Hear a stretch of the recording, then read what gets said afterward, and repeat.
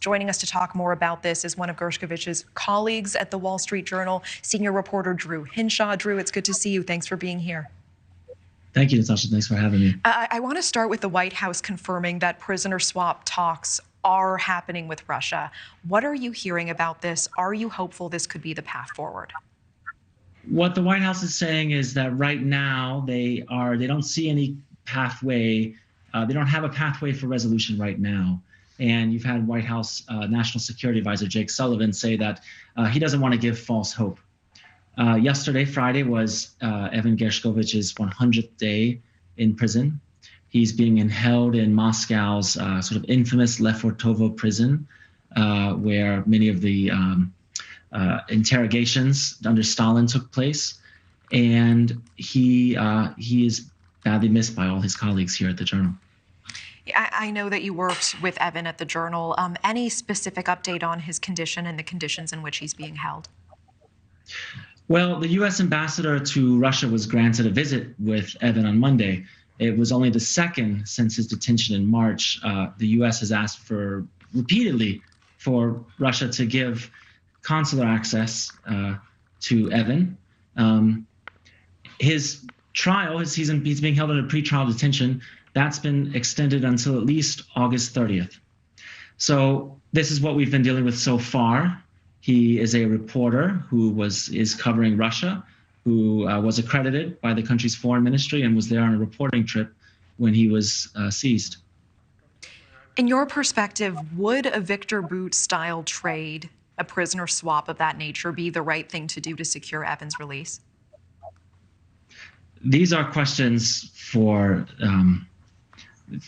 this is above my pay grade as a reporter. What I can say is that Evan is a fantastic reporter who has been covering Russia for years. He's decorated. The Journal vehemently denies any suggestion that he was conducting espionage. The White House has declared both him and former Marine Paul Whelan to be wrongfully detained.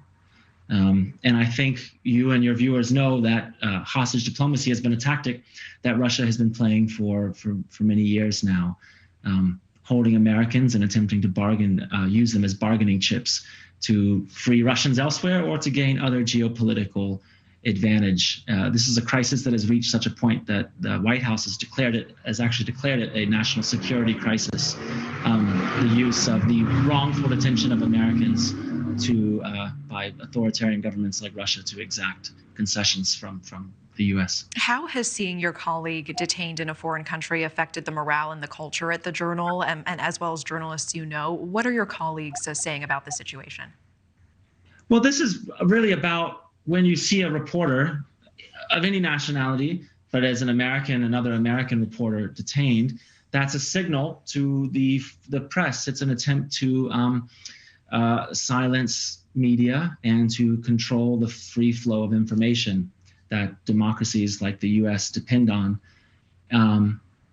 And obviously it's very, difficult for us at the Journal who know Evan and would much rather be reporting with Evan than reporting on Evan and his situation. It's obviously, very difficult and painful to go through. If you could talk to Evan right now, what would you want him to know? What would you tell him? The thing about Evan is if we could talk right now, we'd have a lot to say. I'd want to hear what he has to say. He's a great reporter with fantastic Russia expertise. And, what as Americans do we need? What is the bigger geopolitical issue in the world for us right now than understanding Russia and trying to make sense of this conflict that Washington and Moscow find themselves in? And he is someone who has a great well of knowledge to draw from. And it would be, if I could talk to him, I'd have a million questions for him, and he would probably want to talk about our latest stories. We've been reporting on the nature of the FSB, the Russian spy agency, and its work in Russia. And I would love to hear what he's gone through about having been on the other side of that. Yeah, I'm touched, Drew, that you're looking forward to the storytelling and you're looking forward to what he's going to tell you about his experience as the reporter and the journalist that he is. Thank you for watching. Go to newsnationnow.com to find News Nation on your television provider. And don't forget to click the red subscribe button below to get more of News Nation's fact-driven, unbiased coverage.